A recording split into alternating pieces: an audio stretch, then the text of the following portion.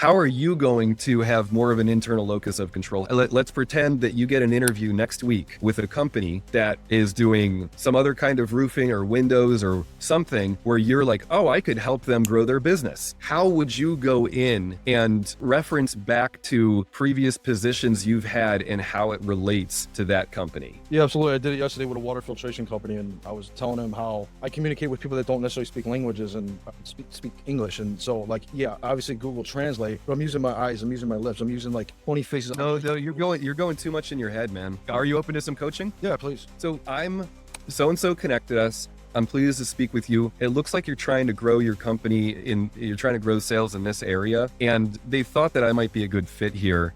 Are you trying to grow this part of your company? And then you wait for the answer. And they say something like, yeah, no, actually it's more like this. And you say, okay, are you finding that you're interacting with people from a lot of different backgrounds and that you might not be establishing trust quickly with them? And they're like, you know what? Actually, now that you say it, yeah, it's like, I know that I could get a lot more clients, but we could have a lot more customers, but there's something about the dynamic that is a challenge. Okay, well, that's interesting to me because I've had a lot of practice with that. And then they're like, well, what do you mean? Well, I've worked in Rogers Park at this I would place. say I work in Buffalo Grove. Try selling in Buffalo Grove. That's tough. Okay, there you go. All day over there, all day. So right there. So notice the difference now, James, because you are seeing yourself as valuable. You don't have to go in and tell them about Google Translate and how that doesn't work as well. They didn't ask that. You don't have to explain it. You're now asking them questions to help yourself understand what their needs are. And then at key moments, you'll say, yeah, I've had a lot of experience with that. And then they're like, oh, okay. Well, we're looking at, like there